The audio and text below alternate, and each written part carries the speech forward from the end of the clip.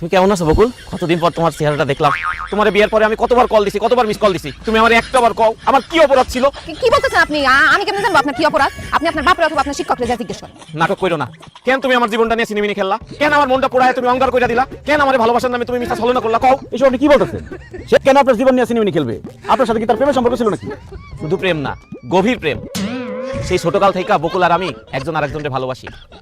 বকুল আমার এই হাতে হাত রেখে কইছিল, জাকির দুনিয়া উলট পালট হইলেও আমি তোমারই বিয়ে করুম, তোমারে ছাড়া আর কাউরে বিয়ে করুম না। কিন্তু আজ সে আমারে ছেকা দিয়া ওই সৌদি প্রবাসী বুড়ে খাটাস ওসমান মোল্লাদের টাকার লোভে বিয়ে করছে, তার লগে সুখের সংসার করতেছে। কও বকুল, কি ছিল না আমার যা ওই ওসমান মোল্লার মধ্যে আছে?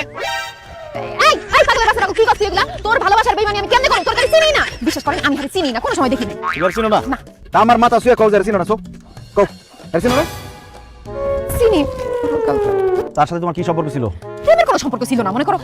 মানে সে আমাকে আই লাভ ইউ বলছে কয়েকবার, আমি তাকে ফেরত বলি নাই। আমি তার ভালোবাসি না, তার ভুলেই গেছি আমি। মিথ্যা কথা কইও না বকুল।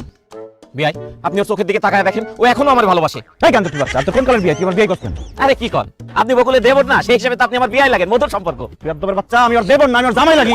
আমি ওসমান মোল্লা। হাই হাই, কি কন ভাই? আপনি তাইলে দুলা ভাই? বকুল, এটাই তো জামাই। ও জাকিরের বাচ্চা, এটাই আমার জামাই। ও, এটা তোর জামাই? তাইলে ঠিক আছে, তুই জিত। দুলা আপনার বিদেশ থাকে, দেশে আইলো কবে? দেশে আইছে কদিন আগে দেশে আইছে। কিন্তু তুই এখন আমার জামাইয়ের সামনে সব কথা কই আমার হটে আড়ি বসা দিছস। তোরে আজকে জুতা দিয়া পিটাইয়া তোর পিঠে সামনে যদি আমি না তুলছি, আমার নাম বকুল না। জুতা দিয়ে পিটাই। আমার মন বেঁচেছে আমি তোমার জুতাটা পিটাই। কত বড় মৃত্যুকের মৃত্যু, আর কত মিথ্যা কথা কইছো তুমি?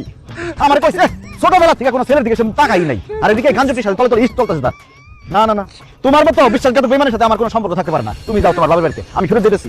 না না না, আপনি জানেন না আমার রেখা। না আমার ভুল হয়ে গেছে, আমি আপনার কাছে মাপ চাইতেছি, আপনি আমার মাফ করে দেন। বিয়ার আগে তারে আমি হালকা হালকা ভালোবাসলাম, এখন আমি তারে বুঝে গেছি। আমি এখন তারে পুরোপুরি ভুলে যাবো। আমি আপনার মন দিয়ে বলছি, আপনারে ভালোবাসি, বিশ্বাস করেন। আমাদের স্যার আপনি জানেন না, আপনার স্যার আমি বাঁচবো না, আমার আপনি মাফ করে দেন। তাহলে কান ধরো, কান ধরে কও জীবনে আর কোনোদিন তার সাথে দেখা করবো না, কথা বলবো না, কোনো সম্পর্ক রাখবো না। আজকে থেকে সে তোমার চাচা। এই যে কান ধরতেছি, আপনি যা করবেন তাই হবো। আজকে থেকে সে অবশ্যই শুধু আমার চাচা না, সে আমার খালা, সে আমার মামা, সে আমার নানা, দাদা যা আছে সে আমার সব। কিন্তু আপনি আমার মাফ করে দেন। ঠিক আছে, এইবারের মতো মাফ করলাম, কিন্তু মনে রাখবো এটাই প্রথম, এটাই শেষ। আসো।